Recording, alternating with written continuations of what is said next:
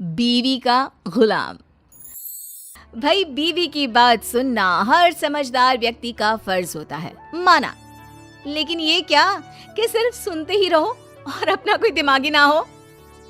अरे सुन रहे हो? अरे सुन ही तो रहा है ना, और कर ही क्या रहा है ये? सुन रहे हो? ऐसे बोलती है जैसे मेरा लड़का बहरा हो। हाँ, बस करिए अब। बहरा ही तो है आपका लड़का। बीवी की बात को जो ना सुने उसे बहरा ही कहते हैं। अरे कहाँ रह गए? सामने से दिनेश हरे रंग की कमीज के साथ पीले रंग की पैंट पहनकर खड़ा होता है। देखो, जरा देखो खुद को। माँ ने तो न जाने क्या क्या पहना कर बड़ा कर दिया, लेकिन फैशन सेंस बीवी ही देती है। देखा क्या जच रहे हो? तभी पास खड़ी बहन आ जाती है। बस एक कमी है भैया, गले में नीले रंग का रुमाल बांध लो, फिर तो पूरा रंगारंग कार्यक्रम लगोगी। ये क्या है भैया, मतलब कुछ भी पहन लेते हो? अरे क्या पहना है ये? अब तेरी भाभी लाई है।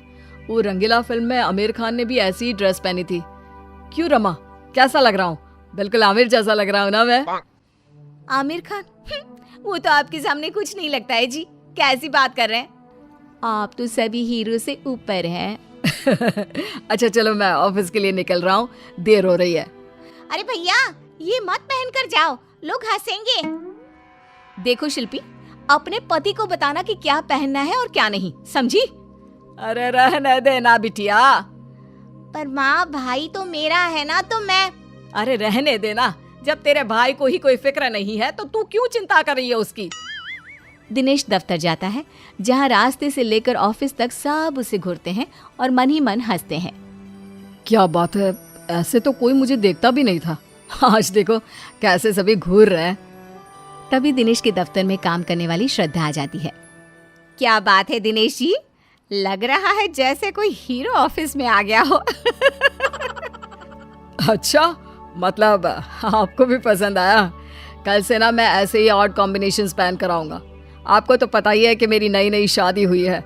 तभी दूसरा बोल पड़ता है। ओहो, मतलब पसंद भाभी जी की है। वैसे दिनेश जी, बीवी की इतनी भी बात नहीं माननी चाहिए।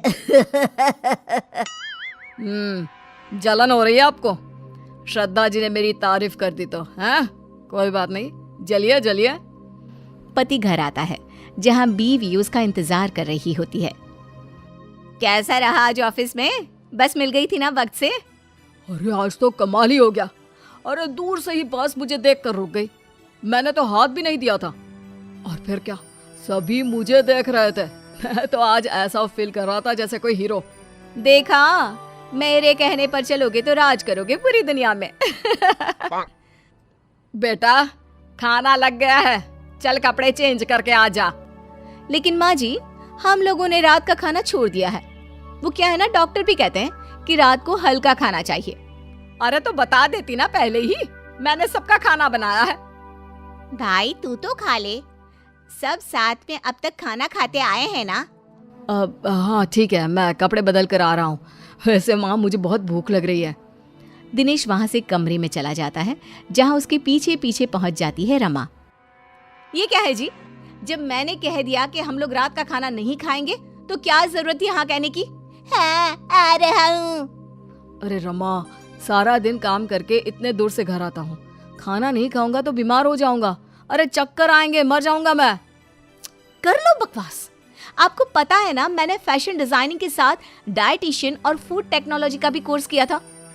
अरे क्या बात है यार, तुम तो सच में बहुत टैलेंटेड हो। मेरी तो लॉटरी लग गई इतनी टैलेंटेड लड़की से शादी करके। हाँ, लेकिन उसकी मानोगे तब ना। अरे रात का खाना पेट में रह जाता है, वो पचता नहीं है, इसलिए रात में खाना नहीं खाना चाहिए। अच्छा, तो मैं मना कर देता हूँ। बात तो सही है, रात को तो बस सोना ही है। मैं अभी माँ को मना करके आता हूँ। दिनेश बाहर जाता है और माँ से खाने को मना कर देता है।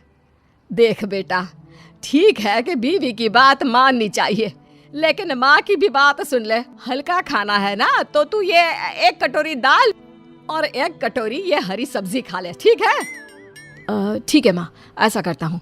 वैसे भूख तो लगी रही है, पर माँ बताना नहीं, रमा को बुरा लग जाएगा। बस एक शर्त, कि तुम रोज ऐसे ही खाकर जाओगे। अच्छा ठीक है, मैं रोज ना सिर्फ दाल और सब्जी खाऊंगा। दिनेश खाकर कमरे में जाता है जहाँ रमा इधर उधर घूम रही होती है। अरे क्या हो गया मेरी डॉक्टर साहिबा को?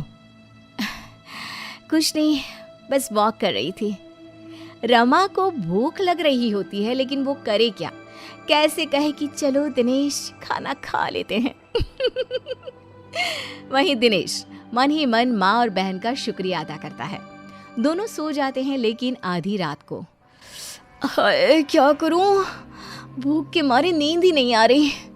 चलकर देखती हूँ क्या क्या रखा है। रमा किचन में जाती है लेकिन बाहर ताला लगा होता है। हे भगवान, किचन में ताला कौन लगाता है? पानी पीकर ही सो जाती हूँ। अगले रोज जब सब नाश्ते के लिए बैठे होते हैं तो रमा, पूड़ी, एक और पूड़ी। भाभी इतना भी तला नहीं खाना चाहिए, आप तो डाइटिशियन है ना। हाँ रमा, मैंने भी मेरी सहेली मैगजीन में पढ़ा था कि ज्यादा तला खाने से फेस पर पिंपल्स निकल आते हैं। अरे बस बहू, अब नहीं, 2 से ज्यादा बिल्कुल भी नहीं। अरे कल को तेरा फेस पिंपल से भर गया तो मैं कहाँ इलाज करवाऊंगी। रमा जैसे तैसे आधा पेट खाना खाकर कमरे में चली जाती है और फिर होती है रात। माँ ला, जल्दी से दाल और सब्जी दे दे। हाँ हाँ लेकिन बेटा बहू, अरे माँ वो डाइटिशियन है ना, उसकी आदत है भूखे रहने की, लेकिन मुझे तो तूने हमेशा खिला पिला कर पाला है। चल माँ, अब मैं चला अपने कमरे में। वहीं रमा एक बार फिर भूखी रह जाती है। दिनेश, वो तुम रात में खाना नहीं खाते हो तो तुम्हें कोई प्रॉब्लम तो नहीं हो रही है ना? दिनेश, जिसका पेट उसकी माँ के खाने से पहले से ही भरा हुआ था। नहीं तो मेरे लिए मेरी बीवी का आदेश सर आंखों पर। मैं नहीं खाता खाना, और सच्ची रमा बड़ा एनर्जेटिक फील करता हूँ मैं। रमा जिसका पेट पूरा खाली था वो सोचती है कि कहाँ फंस गई। किसी तरह रात कटती है और सुबह, भाभी वो आज नाश्ते में छोले भटूरे बने हैं, आप तो खाएंगी नहीं तो आपके लिए ये पालक उबाल दी है। पूरा घर बैठकर फूले फूले भटूरे खा रहा था, तभी रमा जोर से चिल्ला उठती है। नहीं हूँ मैं कोई डाइटिशियन, मुझे भूख लगी है, प्लीज मुझे भी भटूरे दे दो। मतलब तुमने डाइटिशियन का कोर्स नहीं किया है? नहीं, वो तो मैं बस तुम्हें इम्प्रेस करने के लिए। मुझे भूख लगी है। देख रमा, आज से ना अब ज्यादा होशियार बनना नहीं, समझी? माना बहू है तू, लेकिन वो मेरा बेटा है, तो आज से तू बहू बनकर रहना। और दिनेश तू, माँ मैं तो तेरा लाडला बेटा हमेशा